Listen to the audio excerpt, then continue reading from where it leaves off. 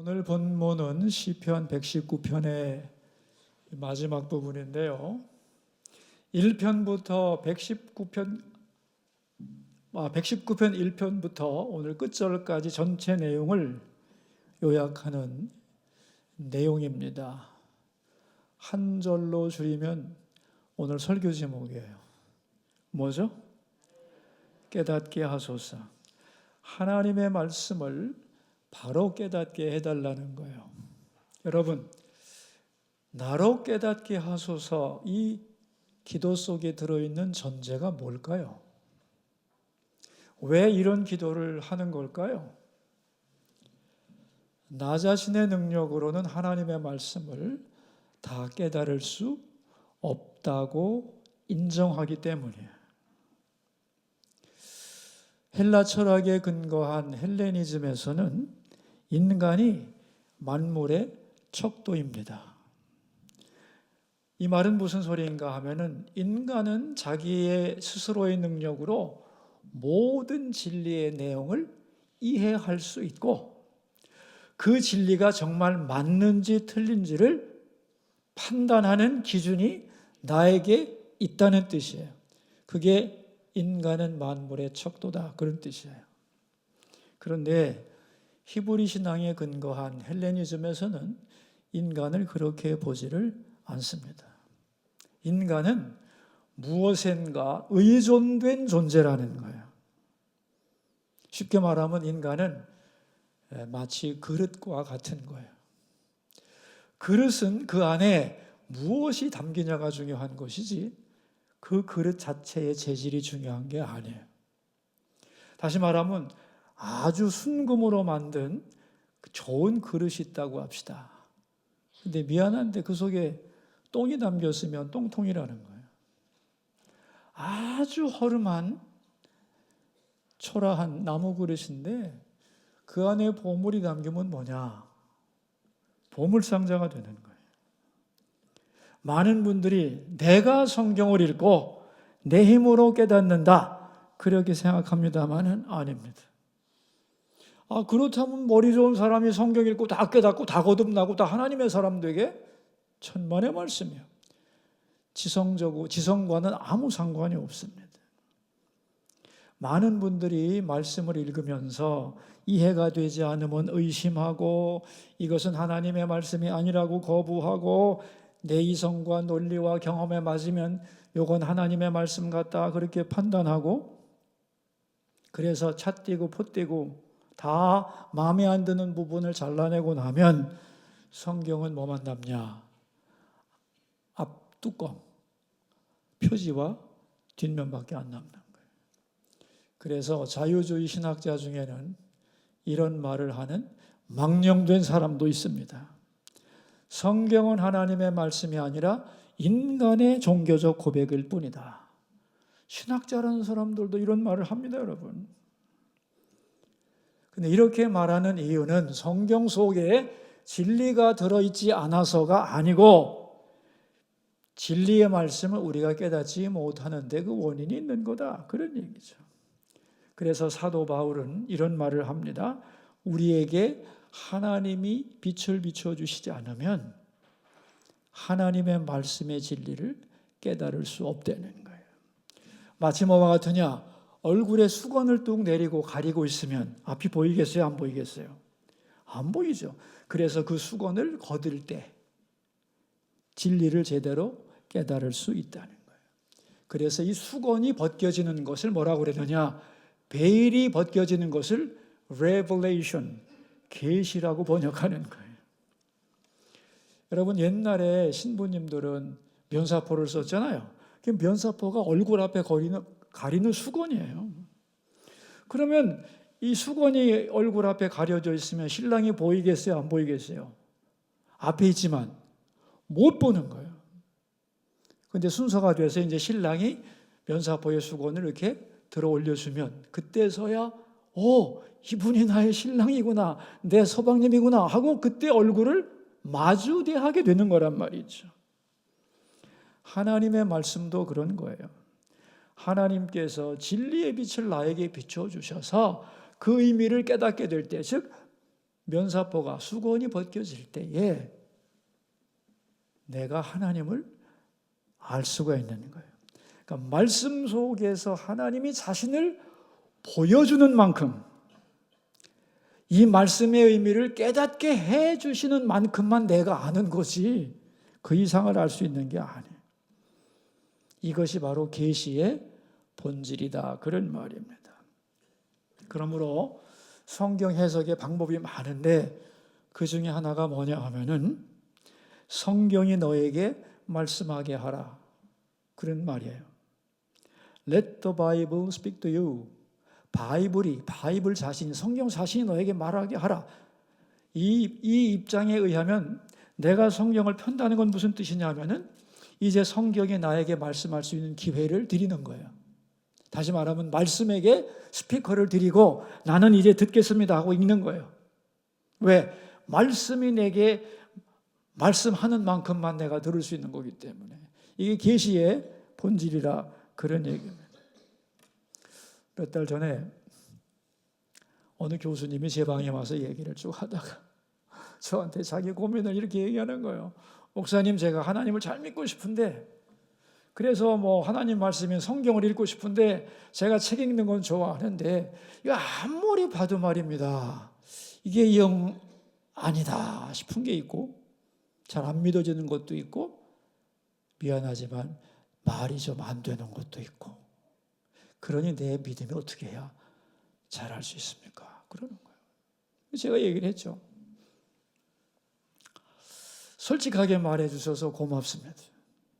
얼마든지 그럴 수 있죠. 성경은 그런 겁니다. 그런데 이런 일이 있었습니다. 내가 지금 이름은 생각나지 않는데 싱가포르의 어떤 유명한 목사님인데 그 유명한 목사님한테 자기 교인 한 사람이 찾아와가지고 목사님, 성경을 이해하고 믿음을 갖고 싶은데 아무리 해도 안 돼요. 그랬더니 그 목사님이 뭐라고 그랬느냐? 그러면 오늘부터 집에 가서 성경 읽기 전에 성경을 들고 머리 위에 이고, 성경을 머리 위에 이고 이렇게 기도하세요. 하나님의 말씀은 내 이성적 판단과 논리보다 더 위에 계신 줄로 믿습니다. 하나님이 말씀을 비판하거나 의심하지 않고 내게 주신 하나님의 사랑의 말씀, 진리의 말씀, 생명의 말씀임을 믿고 성경을 읽을 때마다 하나님의 음성을 듣게 해 주시옵소서, 이렇게 기도하고 읽어보세요 그랬어요. 그분이 글쎄 이 말을 듣고 감동을 받아가지고 성경 읽을 때마다 성경을 머리에 이고 내 머리 위에 내 판단보다 내 논리보다 하나님의 말씀이 옳은 줄로 믿습니다 고백하고 성경을 읽었는데 결론이 어떻게 됐겠어요? 알만하죠, 그죠? 성경을 읽다가 은혜를 받은 거예요. 말씀이 그냥 가슴에 팍 부딪혀온 거예요. 그래서 내가 성경 읽다가 거듭나고 하나님의 자녀가 되었다는 고백을 한 거예요. 할렐루야. 내가 그 얘기를 해주면서 교수님도 그렇게 해보세요. 그렇게 해보시라고 했더니 진지하게 듣더만 저한테 이렇게 얘기를 했어요. 황 목사님께 약속합니다. 저도 말씀을 읽을 때마다 머리에 이고 내 지성과 지식과 경험으로 말씀을 판단하지 않고 진리의 말씀, 하나님의 말씀으로 믿고 읽어보도록 하겠습니다. 새끼손가락으로 약속하겠다 하고 헤어졌어요. 저는 생각날 때마다 그분이 기도해요. 지금도 그렇게 읽고 있을 거라 믿고 하나님께서 그분이 성경을 폈을 때 Let the Bible speak to you. 말씀께서 그의 영혼에 음성을 들려주시옵소서, 그렇게 기도하곤 합니다. 많은 분들이 저보고 성경 좀 쉽게 이해할 수 있는 참고서 같은 거 없습니까 목사님, 그러는데 그게 추천하기가 굉장히 어려워요. 없는 건 아닌데 책이 너무 많고 또 책마다 자기의 입장이 있거든. 이 책은 이런 면에서 좋은데 저런 면에서는 결함이 있고, 저 책은 또 다른 면에서 좋은데 이쪽에서 보면 좀 문제가 있고, 그래서 책을 읽으려면 많이 읽어야 돼요. 그래야 치우치지를 않게 되어 있습니다. 저도 수십 종류의 책을 참고하지만은 그거는 참고용이지 진짜는 뭐예요? 성경 자체 말씀. 그래서 제일 좋은 건 뭐냐? 성경 읽기 전에 잠깐이라도 기도하고 읽는 거예요. 그 기도 내용 나와 있죠. 어떻게 기도하고 읽으면 돼요? 오늘 설교 제목이에요. 뭐라고 그랬어요? 나로 깨닫게 하소서. 기도하고 주신 말씀을 깨끗하고 경건한 마음으로 읽고 받아들이는 마음이 중요하다. 이게 성경을 읽는 성도의 기본 자세가 되는 겁니다. 여러분, 우리가 굉장히 많이 착각하거든요. 인간은 자유롭다 이렇게 생각해요. 그죠?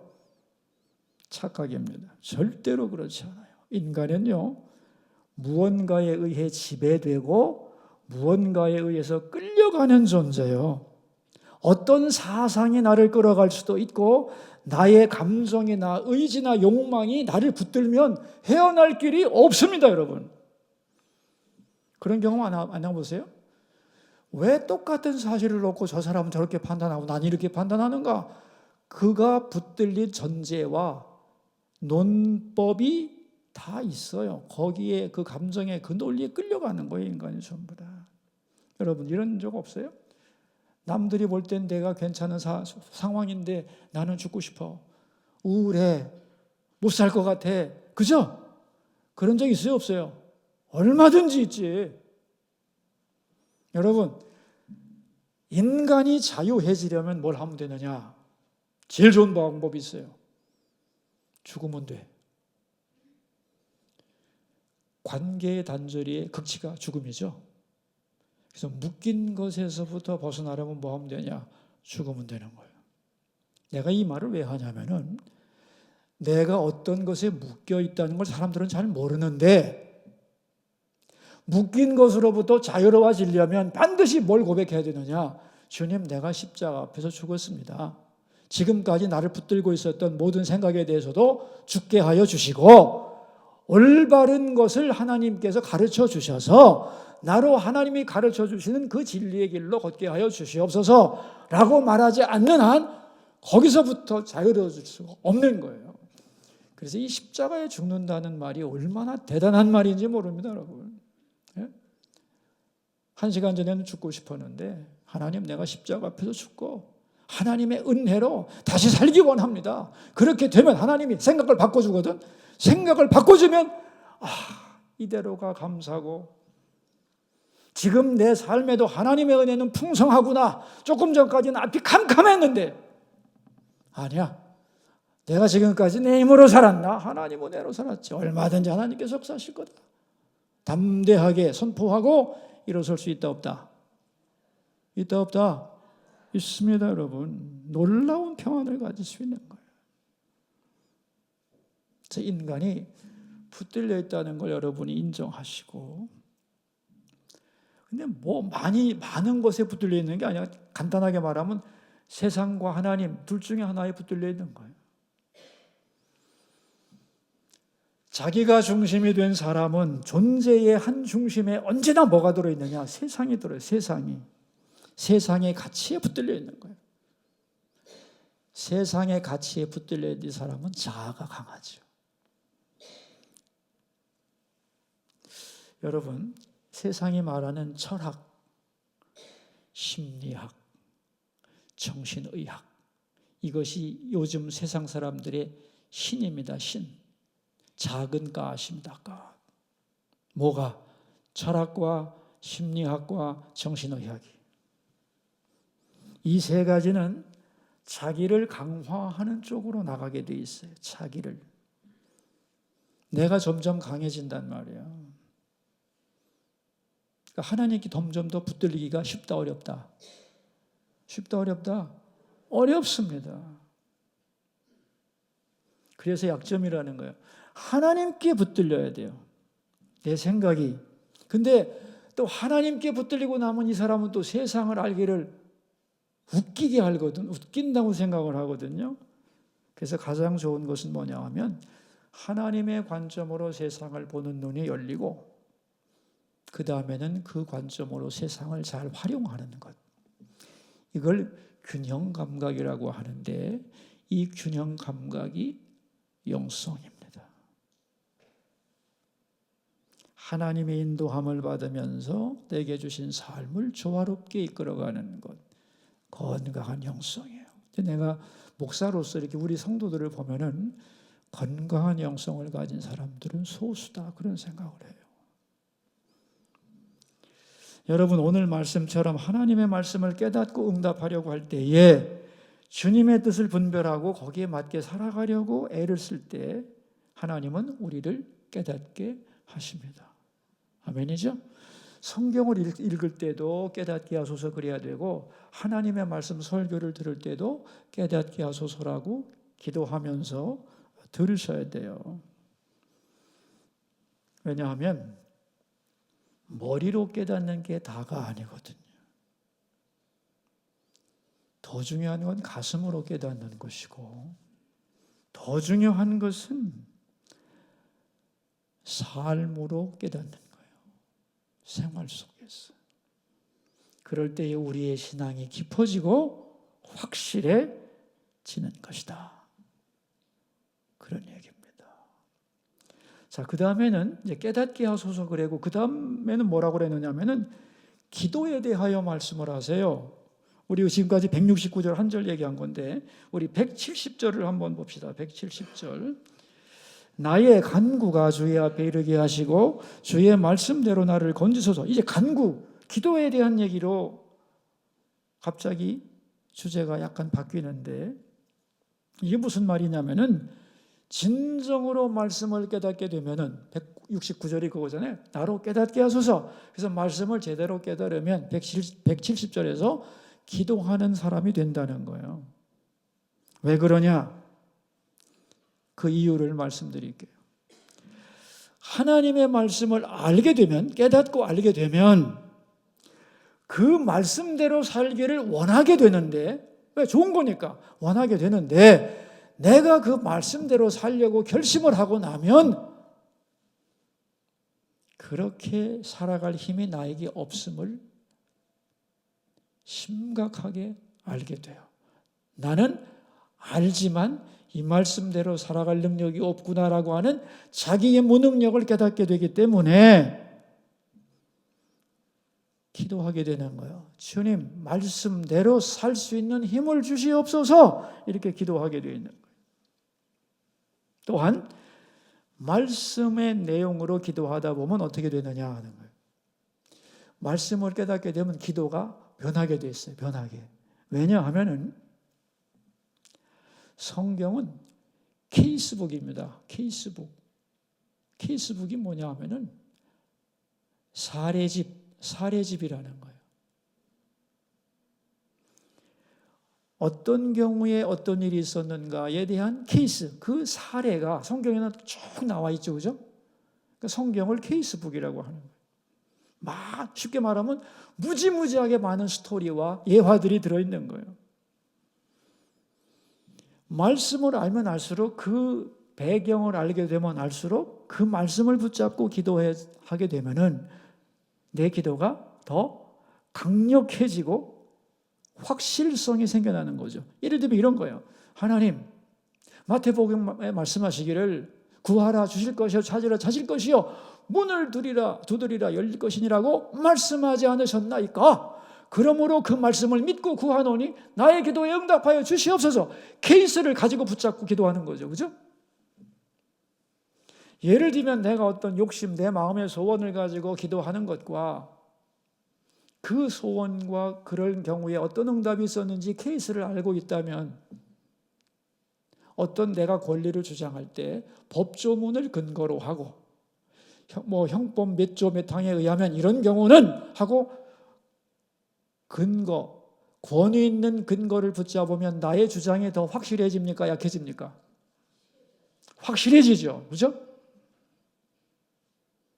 확실해지잖아요. 그리고 나의 기도도 더 담대해질 수 있죠. 그죠? 말씀을 붙잡고 기도한다는 건 그런 거예요.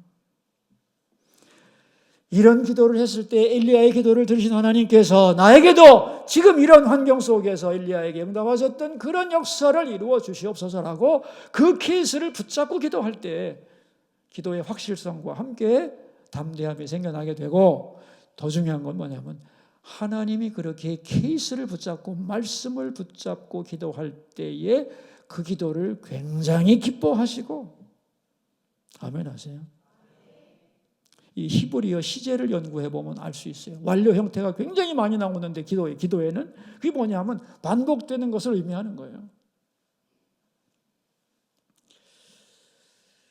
예를 들면 말이죠. 모세나 다윗이나 엘리야나 다니엘이나 느헤미야나 이런 사람들이 기도를 분석해 보면은 과거에 하나님이 어떤 약속을 그 백성에게 주셨고 또 어떤 기도를 들어주신 것에 대한 내용을 얼마나 잘 뚫어지게 알고 있는가를 느낄 수 있어요. 그들이 그냥 기도한 게 아니라 다 말씀 붙잡고 기도했고 율법을 말씀을 가지고 기도했고 케이스를 붙잡고 기도했어요.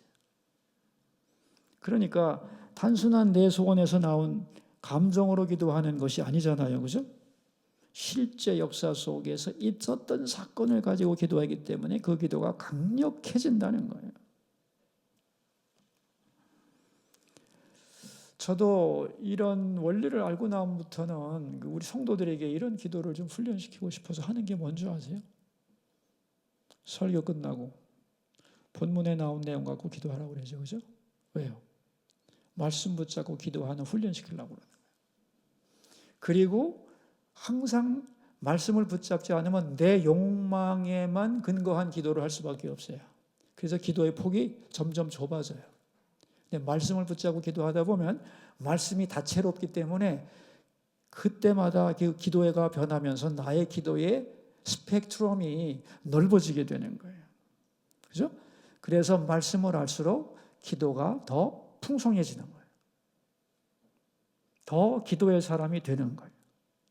또 말씀을 모를 때는 내 욕심만 들어달라고 땡깡을 부리잖아요. 그죠? 근데 말씀을 잘 알게 되면은 자기 기도를 살펴보게 돼 있어요. 내 욕심대로만 기도하는 게 다가 아니구나. 내 뜻보다 더 중요한 것은 하나님의 뜻이구나. 내 뜻이 아니라 하나님의 뜻이 이루어지는 것이 내 뜻이 이루어지는 것보다 더 아름답고 나에게도 유익한 것이구나. 이렇게 깨닫게 되면서 먼저는 내가 주의 뜻을 알아야 되겠구나. 열심히 소리만 지르는 게 다가 아니구나 하는 생각을 하면서 올바른 기도에 대한 갈망이 생겨나는 거예요. 그래서 말씀을 깨닫게 되면 바로 기도가 나오는 이유는 뭐냐? 더 능력 있고 더 풍성하며 그죠? 더 올바른 기도를 하게 되어 있다. 그런 얘기입니다. 그래서 말씀을 아는 만큼 그의 기도도 풍성해진다. 그런 얘기예요. 그 다음은 또 뭐냐? 그럼 말씀을 깨닫고 기도하는 사람이 되었어요. 그럼 그 다음에 그 사람은 또 어떤 사람이 되느냐? 171절입니다. 171절. 주께서 율례를 내게 가르치심으로 내 입술이 주를 찬양하리다 그랬어요. 어떤 사람이 된다고요? 찬양의 사람이 되는 거예요. 왜 기도하는 사람은 찬양의 사람이 되느냐? 이유가 있죠. 기도의 응답을 경험하면서 마음에 확신과 기쁨이 생겨요. 이대로만 가면 된다는 확신이 생깁니다. 그러므로 찬송하게 되는 거예요. 그리고 말씀을 통하여 내가 누군지 얼마나 사랑받는 존재인지를 깨달으면서 하나님을 찬양하게 되는 거예요. 그래서 말씀을 아는 만큼 더 기도의 사람이 되고 기도의 사람이 될수록 또한 어떤 사람이 된다? 어떤 사람이 된다? 찬양의 사람이 되는 거예요. 그러니까 여러분 우리가 찬양하지 못하는 이유는 뭔가 간단해요. 간단해요.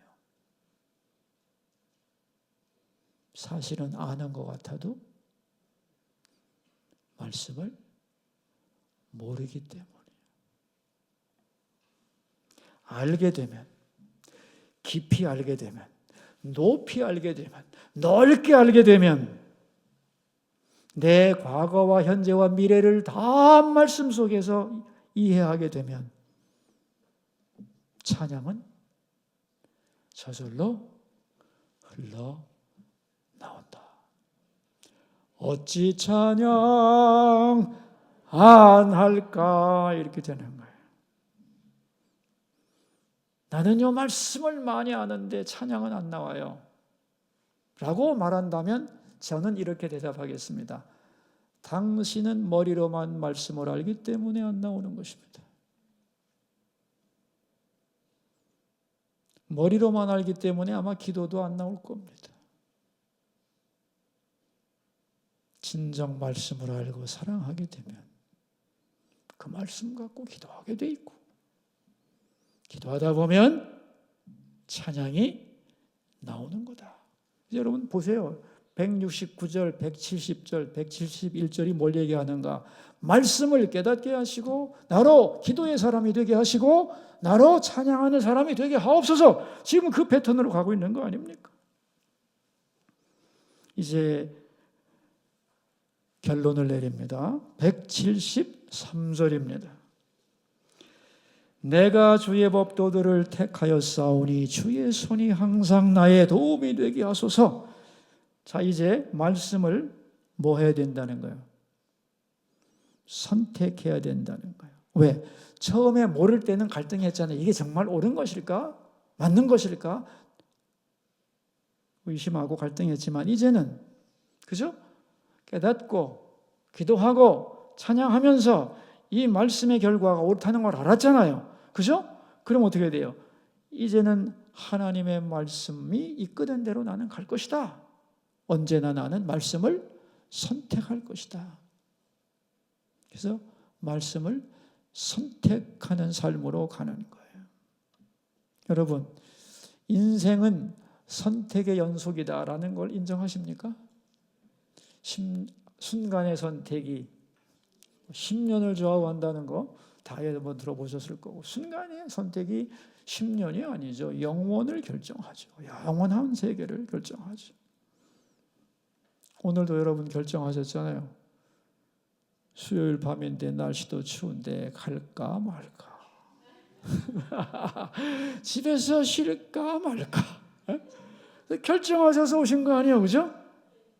오셔서 빛을 받고 있는 거고. 어떤 옷을 입을까? 저도 선택했습니다. 넥타이 뭐 매지? 다 선택이요.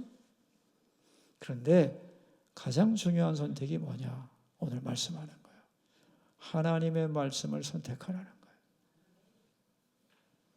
쉽게 말하면 내가 원하는 것과 하나님이 원하는 것, 내가 가고 싶은 길과 성경이 지시하는 길 중에서 항상 어느 쪽을 선택하라는 거예요? 네, 그 얘기입니다. 내가 아니라 나보다 오르신 하나님이 가르쳐주는 길, 하나님의 말씀이 지시하는 내용을 선택하기로 결정하고 그 길로 가라는 거예요.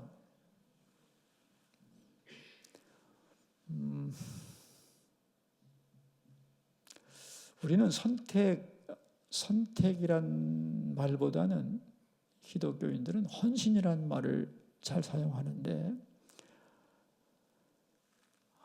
선택이 다른 말로 헌신이에요. 왜냐하면 하나를 선택하면 다른 걸 버리게 돼 있거든요. 모든 걸 다 가져갈 수는 없잖아요. 그죠? 배우자도 선택을 해야 될 거 아니야. 남자가 한둘이에요. 여자가 한둘이 아니잖아요. 하나를 선택하면 나머지 또 잡아도 돼? 그것도 끌고 가면 돼요, 안 돼요? 내려놔야 되는 거예요. 그래서 선택은 항상 헌신을 요구하게 돼 있어요. 왜 하나님의 뜻을 모르는가 하면은 선택, 더 나아가서 헌신하지 않기 때문이에요. 우리는 헌신을 굉장히 힘든 것으로 생각하는데 아닙니다. 헌신을 하고 그 길로 가면 단순해져요. 왜냐하면 다른 걸 버리기 때문에 더 이상 그 문제 가지고 고민할 이유가 하나도 없어요. 어떻게 생각하세요? 제일 고민 많은 인생이 뭐냐면 헌신 안 하는 사람. 예를 들면 내가 교회에 충성한다 그러면 교회를 이롭게 하는 일에만 딱 신경 쓰면 되고, 공격하고 뭐 비난하고 하는 일에 대해서는 됐습니다. 그건 당신이 알아서 하시고 나는 이 길로 갑니다 하면 간단하다, 안 간단하다? 간단해요. 그래서 여러분, 헌신이 선택인데 선택에서 헌신이 나온 건데, 헌신하게 되면은 복잡하지 않다는 거예요. 다 약한 사람들은 뭐가 안 돼 있느냐? 선택을 제대로 안 하는 거예요. 이것도 선택하고 여기서도 칭찬받고 저기서도 칭찬받고 하나님 앞에 칭찬받고 천만의 말씀. 그렇게 안 된다는 거예요. 가장 옳은 거 하나를 선택하고 나머지를 버려야 돼요. 그래야 어느 부분에서 올바른 길을 걸어갈 수 있고 고민하지 않고 충성을 견지할 수 있고 그것이 그분의 인격이 되는 것이고 삶이 되는 것이고 하나님 앞에 면류관이 되는 것이고 아멘이죠. 네. 어떻게 살지 내가 주의 법도를 택하여 싸우니 그랬는데 택하든 말든 그건 여러분의 자유고 문제는 뭐냐면 택하는 게 좋다는 거죠. 여러분 어떻게 사실래요? 앞으로 나는 주의 법도를 택하며 살겠다. 아니 그때 가서 그때 현장을 가봐서 그때 옳은 것처럼 생각되는 걸 따라가지. 뭐 그렇게 가야죠. 그런데 엄청 복잡할 겁니다. 인생살이. 중요한 것은 하나님 앞에 가서 할 말이 뭐가 있겠냐 그런 얘기예요. 여러분 이 땅에서 작은 것 하나 건지려고 해도 헌신이 필요하죠. 그죠? 몸이 건강해지려면 운동해야 되고, 그죠? 지식을 쌓으려고 해도 공부해야 되고 말이야. 안 그렇습니까? 수고와 헌신을 하기 위한 결단이 없으면 아무것도 할 수 없는 거예요. 그런데 이렇게 헌신을 딱 하고 나면 어떻게 되느냐?